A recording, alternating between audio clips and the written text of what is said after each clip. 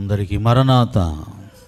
మరొక రోజు శిలువ ధ్యానాల్లో యేసుక్రీస్తు ప్రభువారి యొక్క శిలువ చరిత్రను, శ్రమల చరిత్రను ధ్యానం చేయటానికి దేవుడిచ్చిన కృపను బట్టి ఆయనకు మనము నిండు కృతజ్ఞతా స్తుతులు చెల్లించవలసిన వారమై ఉన్నాం. ప్రతి దినము సిలువను ధ్యానించడం ద్వారా సిలువలో ఉన్న శక్తిని ప్రభువారు మనకు ప్రసాదించే దేవుడై ఉన్నారు. ఈరోజు దైవజనులు మనకిచ్చిన పాఠము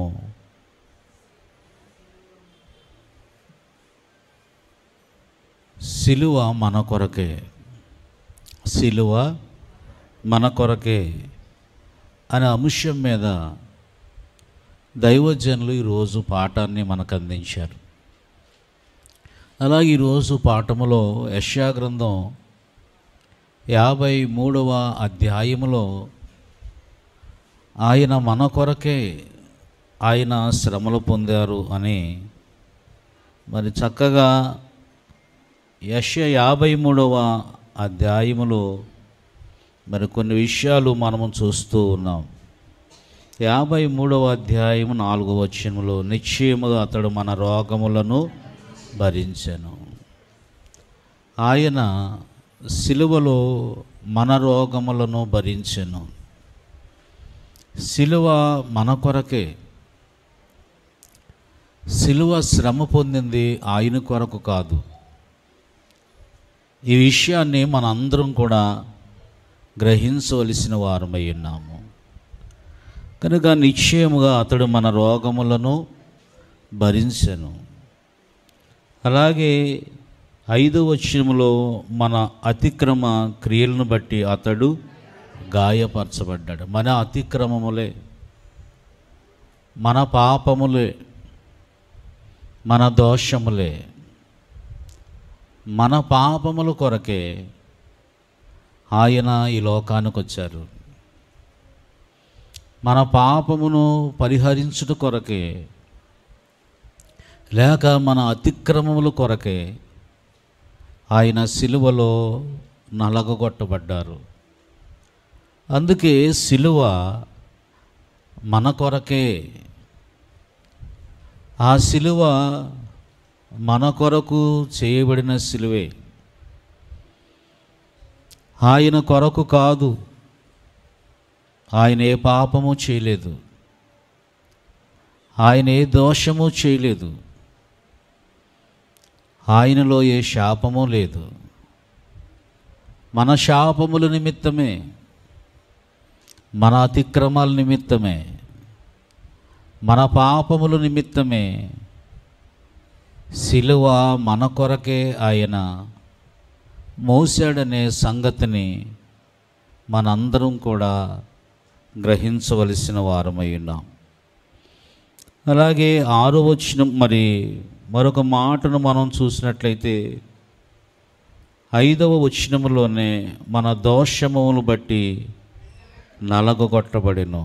మన దోషములను బట్టి ఆయన నలగగొట్టబడినట్లుగా మనము చూస్తూ ఉన్నాము. ఈ అధ్యాయములో మన కొరకే ఆయన నలగగొట్టబడ్డాడు. మన అతిక్రమముల కొరకే ఆయన గాయపరచబడ్డాడు. మనము అనే మాటను ఇక్కడ మనకు కనబడుతుంది. నీ కొరకై ప్రభు సిలువను మోసెను, నీ కొరకై నరరూపము దాల్చెను, నీ కొరకై పరలోకము విడచెను, నీ కొరకై నర రూపము దాల్చెను, నీ కొరకై కురూపియాయెను, నీ కొరకై కురూపియాయెను. ఇదేనా నీ అర్పణ, ఇదా నీ సమర్పణ ఇదేనా నీ అర్పణ ఇదా నీ సమర్పణ నీ కొరకై నిందలు మోసెను నీ కొరకై అవమానము నొందెను నీ కొరకై నిందలు మోసెను నీ కొరకై అవమానము నొందెను నీ కొరకై రోగియాయెను నీ కొరకై రోగియాయెను ఇదేనా నీ అర్పణ ఇదా నీ సమర్పణ ఇదేనా నీ అర్పణ ఇదా నీ సమర్పణ. కనుక సిలువ మన కొరకే, మన పాపముల కొరకే, మన అతిక్రమముల కొరకే. ఆయన ఆ సిలువను మోసినట్లుగా మనమే చూస్తూ ఉన్నాము. ఆయన ఏ దోషము చేయకపోయినప్పటికీ, ఆయన పరిశుద్ధుడై ఉన్నప్పటికీ, ఆయన మన అందరినీ రక్షించుకున్నట్టు కొరకు పరలోకము నుండి భూలోకానికి వచ్చి మనందరి పాప పరిహారార్థమై ఆయన సిలువను మోసినట్లుగా, సిలువను సహించినట్లుగా, సిలువను జయించినట్లుగా వాక్య భాగములో మనము చూస్తూ ఉన్నాం. కనుక సిలువ మన కొరకే. సిలువను ఆయన మోయుట ద్వారా, సిలువలో ఆయన పొందిన శ్రమల ద్వారా మనకొచ్చిన ప్రతిఫలమును గురించి కొన్ని విషయాలు మనము ధ్యానం చేసుకుందాం. ఈరోజు మనం ఇలాగున్నామంటే కారణం యేసుక్రీస్తు ప్రభువారు మన కొరకు సిలువలో పొందిన గాయాలు, సిలువలో ఆయన పొందిన మరణమును బట్టి ఈరోజు మన అందరం కూడా, లోకమంతా కూడా క్షేమముగా ఉందనే విషయాన్ని మనం గ్రహించవలసిన వారమై ఉన్నాం. కనుక సిలువను ఆయన మోయుట ద్వారా మనకొచ్చే ఆశీర్వాదాలు, సిలువను ఆయన మోయుట ద్వారా మనకొచ్చిన ప్రతిఫలము, సిలువను ఆయన మోసి సిలువలో ప్రభువారు మన అందరి కొరకు ప్రాణం పెట్టుట ద్వారా ఆయన ప్రేమను మనము చూస్తూ ఉన్నాం. సిలువ లేకపోతే పరలోకం లేదు అన్నారు, సిలువ లేకపోతే సింహాసనం లేదు అన్నారు.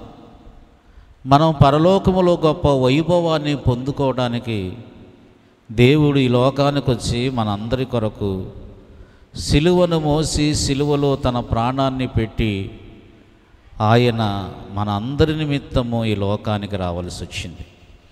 కనుక సిలువను మన కొరకు మోయుటను బట్టి ఏంటి ప్రతిఫలము అంటే, ఒకటి, మన పాపముల నుండి మనము విముక్తులమయ్యాము, మన దోషముల నుండి మనము విముక్తులమయ్యాము, మన అతిక్రమాన్ని బట్టి మనము విముక్తులమైనట్లుగా వాక్యములో మనం చూస్తూ ఉన్నాం. హెబ్రీలకు రాసిన పత్రిక 13వ అధ్యాయము 12వ వచనములో చక్కని మాట ఇక్కడ మనకు కనబడుతూ ఉంది. హెబ్రీలకు రాసిన పత్రిక, హెబ్రీ సంఘానికి పౌలు గారు ఆయన మన కొరకు ఆయన పొందిన సిలువ శ్రమ ద్వారా మన పాపము నుండి మనం విముక్తులమయ్యాము అని స్పష్టంగా హెబ్రీ సంఘానికి పౌలు గారు తెలియచేస్తూ హెబ్రీలకు రాసిన పత్రిక 13వ అధ్యాయము 12వ వచనాన్ని మనం చదువుకుందాం.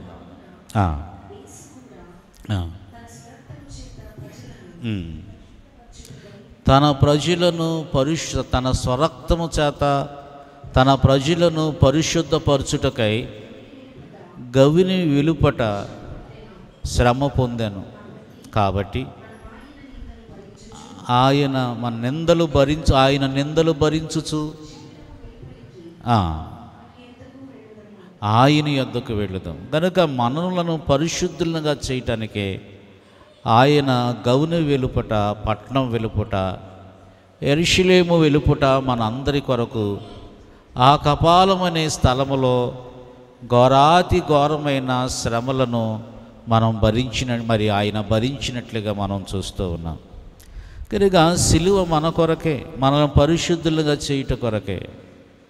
లేకపోతే పాపం వల్ల వచ్చు జీవితము మరణం.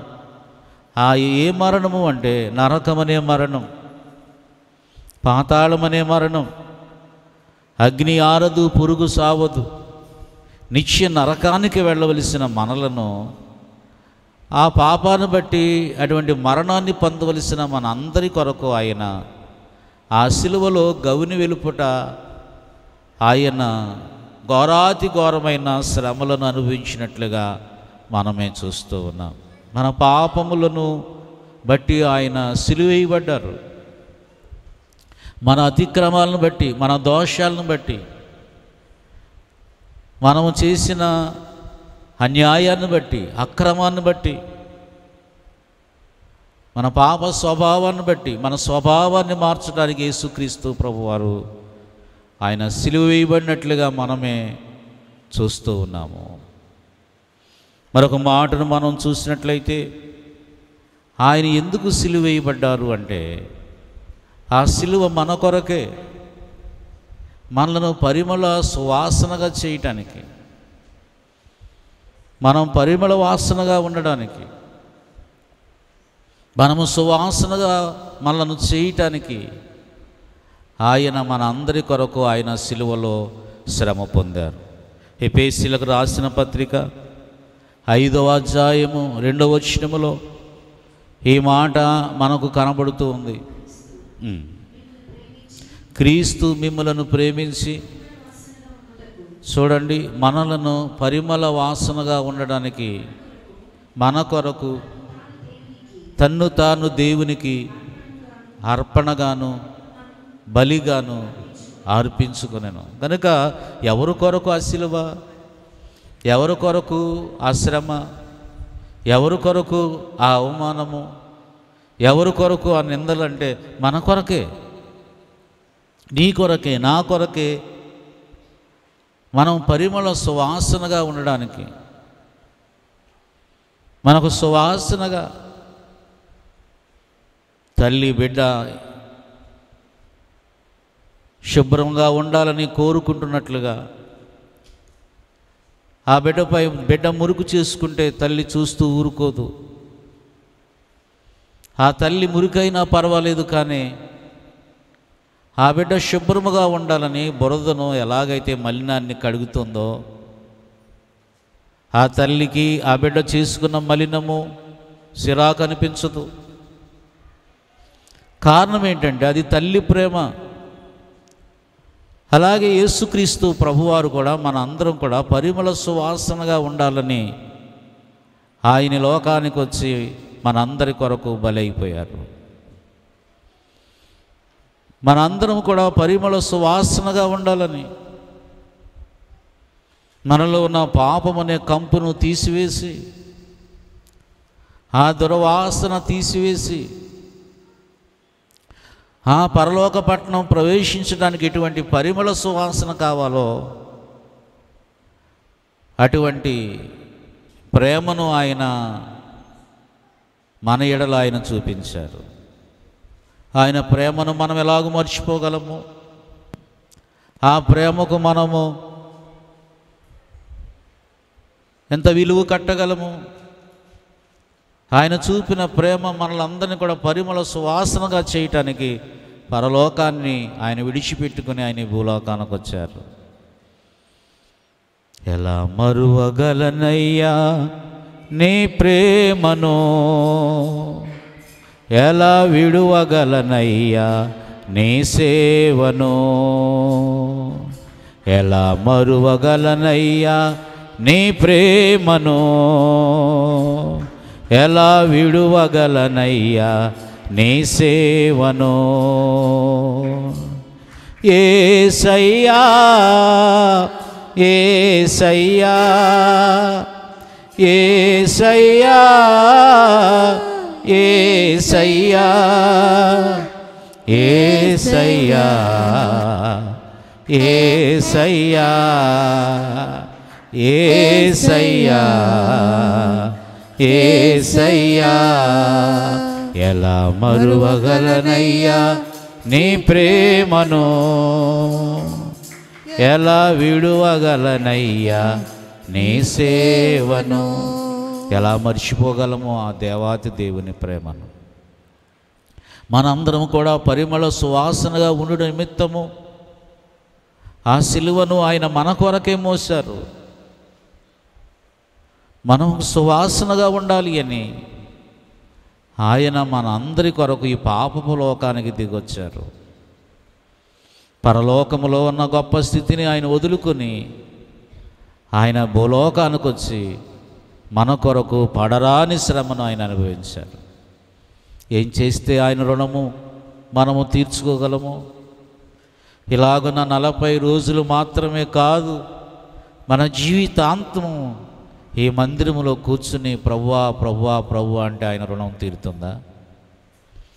మన జీవితకాలం అంతా కూడా ప్రతిరోజు ఆయన సన్నిధిలో మన పనులన్నీ విడిచిపెట్టి ఆ ప్రభువారిని మనము నిత్యము ఆయన తలంచుకుంటే ఆయన రుణం తీరుతుందా? ఏ విధముగా ఆయన రుణాన్ని మనం తీర్చుకోగలము? అందుకే దైవజనులు అంటారు, నా రుణము తీర్చిన నా దేవా నా ప్రభువా, నీ రుణము నేను తీర్చగలనా? నా పాప రుణమును తీర్చిన ప్రభువా, నేను ఏ విధంగా నీ రుణాన్ని తీర్చగలను? ఏం చేస్తే నీ రుణం తీరుతుంది? పౌలు గారు అంటారు, ప్రభువా ఇప్పుడు నేను ఏం చేయాలి నీ కొరకు? నేను ఏం చేస్తే నీ రుణం తీరుతుంది? నన్ను రక్షించిన ప్రభువా, అంధకారములో నుండి నా కళ్ళు తెరిపించిన దేవా, ఇప్పుడు నీ కొరకు నేనేం చేయాలంటే, ఏ దమస్కులో అయినా క్రైస్తవుల్ని హింసించాలనుకున్నావో అక్కడికి వెళ్ళి నేను నీకు ఎలాగూ కనబడ్డానో, నీకు ఎలాగూ దర్శనమిచ్చానో సాక్ష్యం చెప్పమన్నారు యేసయ్య. కనుక సిలువ మన కొరకే. మూడో విషయాన్ని మనం చూసినట్లయితే, మనము ఆయనకు సమీపముగా ఉండాలని, ఆయనకు దగ్గరగా ఉండాలని, పాపం వల్ల దూరమైన మనము ఆనాడు దేవునికి దగ్గరగున్న ఆదామవులు చెయ్యొద్దన్న పని చేసి దేవునికి దూరం అయిపోయి కనబడనంత దూరములోకి వెళ్ళిపోయారు. కనబడనంత దూరములోకి వెళ్ళిపోయిన మన ఆది పితామహులను, ఆయా వారి సంతానమైన మనలను దేవునికి దూరంగా తిరుగుతూ అయోమయమైన స్థితిలో జీవిస్తున్న మనము, నెమ్మది లేక, శాంతి లేక, సమాధానము లేక అధోగతి పాలైపోయిన మనలను ఆయన దగ్గర చేర్చుకుని ఆదరించాలని, ఆయన మనకు సమీపస్థుడు కావాలని, మనకు దగ్గర కావాలని యేసయ్య మన అందరి పాపముల నిమిత్తం ఆయన సిలువలో బలైపోయి ఆయన చిందించిన రక్తము ద్వారా మనము ఆయనకి సమీపస్థులమయ్యాం. ఆయన ఈ లోకానికి రాకపోతే, ఆ సిలువ లేకపోతే ఈ సంఘం ఉండేదా? ఆ సిలువ లేకపోతే నేడు క్రైస్తవులు ఉండేవారా? ఆ సిలువ లేకపోతే బాప్తీసం ఉండేదా? ఆ సిలువ లేకపోతే ఈరోజు మనం ఉండేవారమా? ఆ సిలువే మనలను దగ్గరగా చేర్చింది. ఆ సిలువ ప్రేమే మనలను ఆయనకు సమీపస్తులుగా చేసినట్లుగా మనమే చూస్తూ ఉన్నాం. మత్తయి సువార్త 16వ అధ్యాయము 24వ వచనములో చక్కని మాటలు యేసుక్రీస్తు ప్రభుల వారే ఈ మాటను ఆయన పలుకుతూ ఉన్నారు. అప్పుడు యేసు తన శిష్యులను చూచి, ఎవడైనను నన్ను వెంబడింపగోరిన ఎడల ఉపేక్షించుకొని తన సిలువనెత్తుకుని నన్ను వెంబడింపవలెను. కనుక ఆయనకు దగ్గర అవడానికే, ఎవరైనాను నన్ను వెంబడించాలంటే, ఎవరైనాను నాకు దగ్గర కావాలంటే ఆయన చూపించిన మార్గములోనే మనము నడవలసిన వారమై ఉన్నాం. సిలువ మనలను ఆయన సమీపస్తులుగా చేస్తుంది, ఆయనకు దగ్గరగా చేస్తుంది. కనుక మనము ఆయనకు సమీపస్తులముగా అవడానికి యేసుక్రీస్తు ప్రభువారు ఆ సిలువను మోసినట్లుగా మనమే చూస్తూ ఉన్నాము.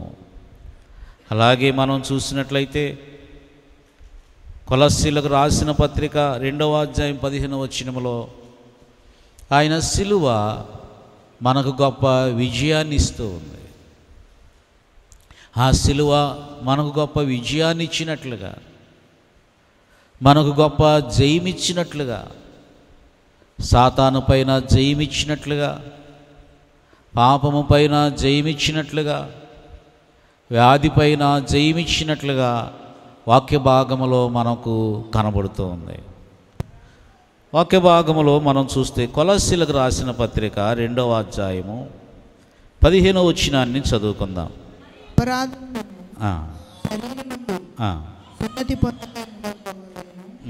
మీరు మృతులై ఉండగా దేవుడు వ్రాతపూర్వకమైన ఆజ్ఞల వలన మన మీద రుణముగాను మనకు విరోధముగాను ఉండిన పత్రమును మేకులతో సిలువకు కొట్టి దాని మీద చేవ్రాతను తుడిచివేసి మనకు అడ్డము లేకుండా దాన్ని ఎత్తివేసి మన అపరాధములన్నింటినీ క్షమించి ఆయనతో కూడా మిమ్మను జీవింపచేసెను. ఆయన ప్రధానులను అధికారులను నిరాయుధులుగా చేసి సిలువ చేత జయోత్సాహంతో వారి మనకేమి ఇచ్చారు చెప్పండి? జయమునిచ్చారు. సిలువ ద్వారా మనకు గొప్ప జయం. ఈరోజు మనం ప్రార్థన చేస్తున్నప్పుడు గొప్ప ప్రతిఫలము, గొప్ప జయాన్ని పొందుకుంటున్నాము అంటే అది సిలువ రక్తము ద్వారానే. ప్రభు అన్నారు యోహాను సువార్త 14:14లో, నా నామమున మీరు నన్ను ఏది అడిగినను చేస్తాను. ఇది గొప్ప జయాన్ని పొందుకోవడానికి కారణము ఆయన సిలువలో పొందిన శ్రమలే, ఆయన సిలువలో పొందిన గాయాలు అనే విషయాన్ని మనం అందరం కూడా గ్రహించవలసిన వారమై ఉన్నాము. ఆయన గొప్ప జయమునిచ్చాడు. చనిపోయి ఆయన బ్రతికాడు కనుక మనకున్న గొప్ప విశ్వాసం ఏమిటి అంటే మనం చనిపోయినా బ్రతుకుతాం. గొప్ప జయాన్ని మనకు ప్రసాదించారు. అందుకే దైవజనులు సిలువ మన కొరకే, ఆ సిలువను మోసింది మన కొరకే.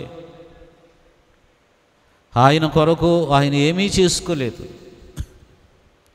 ఆ సిలువలో తన్ను తాను రక్షించుకోగలడు.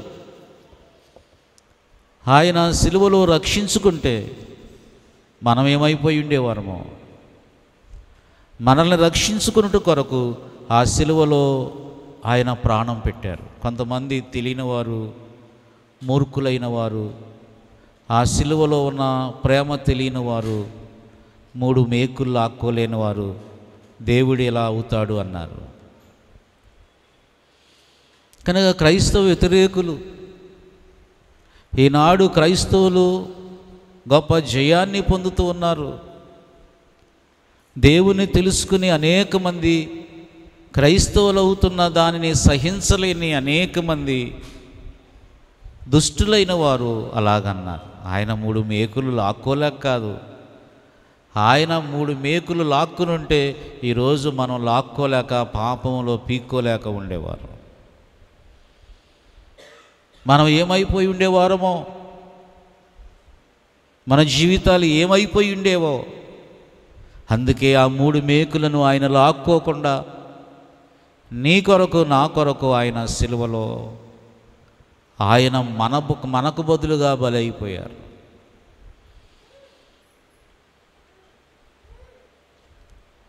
దేవుని బిడ్డలారా, అది దేవుని యొక్క ప్రేమ. ఒకరోజు ఒక సంటి పిల్ల దగ్గరకు విషపూరితమైన ఒక తేనెటీగ ఆ బిడ్డను కుట్టడానికి గయ్యని బిడ్డ చుట్టూ తిరుగుతుంది. దాన్ని గమనించిన ఆ బిడ్డ తల్లి ఎక్కడుందో చూసుకుని పరుగు పరుగున ఆ తల్లి ఒడిలోకి వెళ్ళి వాలిపోయింది. ఆ ఈగ ఆ బిడ్డను కుట్టడానికి వచ్చినప్పుడు ఆ తల్లి 2 చేతులు అడ్డెట్టగానే ఆ ఈగ ఆ విషపూరితమైన ఆ తేనెటీగ తల్లి చేతిని కుట్టి వెళ్ళిపోయింది. బిడ్డ భయపడుతుంటే ఇంకా నువ్వు భయపడవలసిన పని లేదు, దాని యొక్క ముళ్ళు నా చేతిలో ఇరిగిపోయింది, ఇక అది నిన్నేమీ చేయలేదు అని ఆ తల్లి చెప్పినప్పుడు ఆ బిడ్డకు ఎలాగైతే ధైర్యం వచ్చిందో, సాతాను కోరలను, సాతాను శక్తిని, సాతాను ముళ్ళును ఇరగగొట్టి మనము ప్రార్థన చేయగానే భయపడేలాగా, సాతాను భయపడేలాగా యేసయ్య చేశాడంటే ఇది దేవుడు మనకిచ్చిన గొప్ప విజయం. మరొకటి మనం చూసినట్లయితే 5వదిగా ఆయన సిలువ ద్వారా మనకు జీవం, ఆయన పొందిన సిలువ మరణం ద్వారా మనకు జీవాన్ని ఇచ్చాడు ఆయన. అదే కొలస్సీలకు రాసిన పత్రిక 2వ అధ్యాయము 15వ వచనములో మనం చూసినట్లయితే, మరియు అపరాధము వలనను పొందకయుండుట వలనను మీరు మృతులై ఉండగా దేవుడు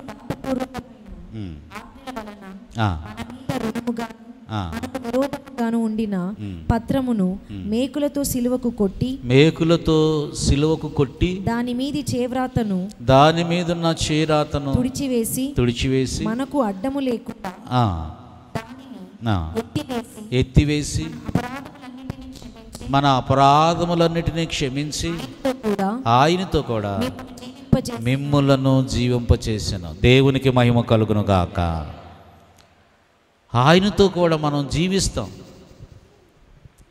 ఆయనతో కూడా మనము నిత్యము జీవించడానికి ఆ సిలువలో మన కొరకు మరణించారు. నిత్యం ఇక మనకు మరణం అనేది ఉండదు.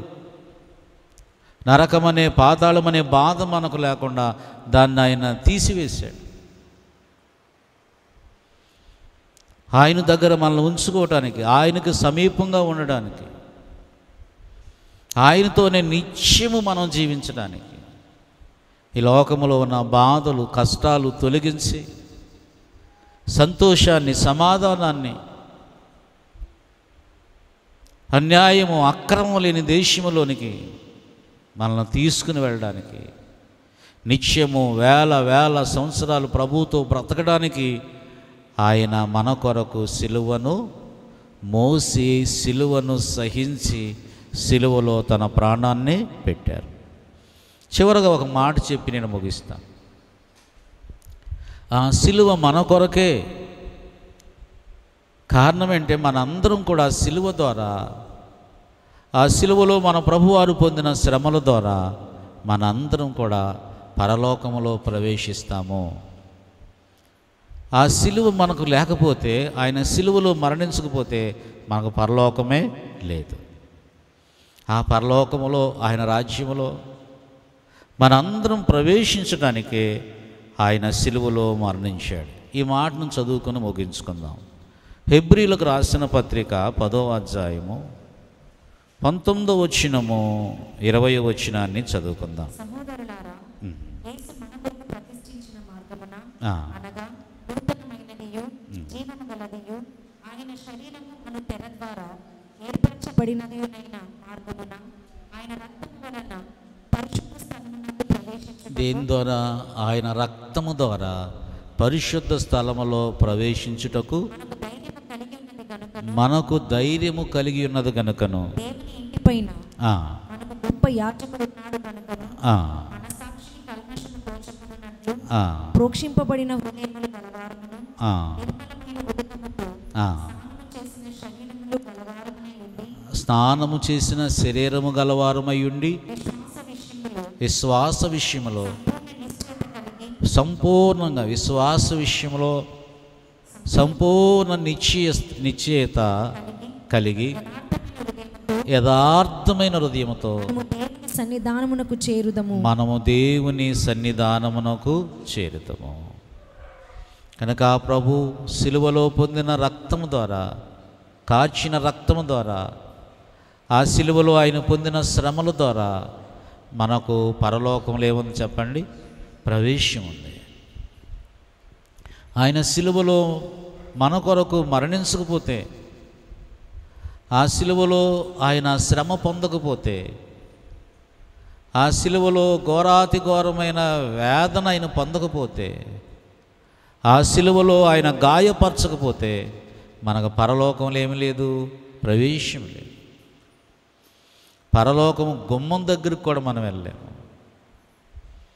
ఆయన లోకానికి వచ్చి మనందరినీ కూడా పరిశుద్ధపరిచి ఆ సిలువ ద్వారా మనలను పరిమళ సువాసనగా చేసి, ఆ సిలువలో మరణించడం ద్వారా ఆయనకు దగ్గర చేసి, ఆ సిలువ మరణము ద్వారా మనకు జయమునిచ్చి, ఆ సిలువ మరణము ద్వారా మనకు జీవమునిచ్చి, ఆ సిలువ మరణము ద్వారా మనకు పరలోకములో ప్రవేశించే గొప్ప భాగ్యాన్ని ప్రభు మనకు ప్రసాదించారు. అందుకే ఆ సిలువను మనము ధ్యానం చేయవలసిన వారమై ఉన్నాము. సిలువలో ఏముంది మనం అనుకోవచ్చు, కానీ సిలువలో ఏమీ లేదు. కానీ సిలువలో మన కొరకు ప్రభువారు మరణించుట ద్వారా ఆ సిలువకి ఏమొచ్చింది చెప్పండి? విలువ వచ్చింది. గాడిదను అందరూ అసహించుకుంటారు. గాడిద మీద ప్రభు ఉండబట్టి గాడిద నడవటానికి ఏం పరిచారు? బట్టలు పరిచారు. జైదొన్లు పలికారు. కనుక గాడిదకు మహిమ వచ్చిందంటే కారణం ఏంటి? యేసుక్రీస్తు ప్రభువారు ఆ గాడిద మీద ఉన్నారు కనుక. అలాగే ఒకప్పుడు సిలువ అంటే భయపడేవారు. సిలువ అంటే భయం కలగాలని రోమా సైన్యం, రోమా రాజ్యం ఒక చట్టం పెట్టింది. తప్పు చేస్తే సిలువ శిక్ష ఉంటుంది.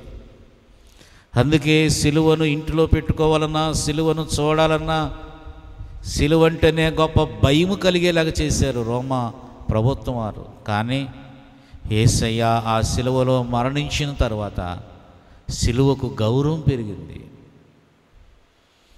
సిలువను అందరూ గృహాల్లో పెట్టుకోవడానికి, మందిరాల మీద ఉంచుకోవడానికి, ఆ సిలువను చూడగానే నీ కొరకు నా కొరకు ప్రభువారు పొందిన శ్రమ జ్ఞాపకం రావాలి మనందరికీ. ఆ సిలువను చూడగానే నీ విషయంలో, నా విషయంలో ప్రభువారు చేసిన త్యాగం గుర్తుకు రావాలి. అందుకే సిలువను మనము దేవాలయాల పైన ఉంచుతాం. ఆ సిలువను మన గృహాల్లో ఉంచుకుంటాం. ఆ సిలువను మన యొక్క మెడలో ధరించుకుంటాం. ఎందుకంటే ఆ సిలువ చూడగానే ఆ ప్రేమామయుని యొక్క ప్రేమ గుర్తుకు రావాలి. దాని కొరకే కానీ సిలువలో ఏమీ లేదు. సిలువలో ప్రభువారు మరణించుటను బట్టి సిలువకు విలువ వచ్చింది. అందుకే సిలువను గుర్చిన వార్త నశించుచున్న వారికి వెర్రితనము కానీ రక్షింపబడుచున్న మనకు దేవుని శక్తి. సిలువ మన కొరకే అని ఈరోజు చక్కని పాఠాన్ని దైవజనులు మనకు అందించారు. సిలువలో ఉన్న ఆశీర్వాదాలు ప్రభు మనందరికీ దయచేయునుగాక. ఆమేన్. అందరం మోకరించి మరి ప్రార్థన చేసుకుందాం. అందరం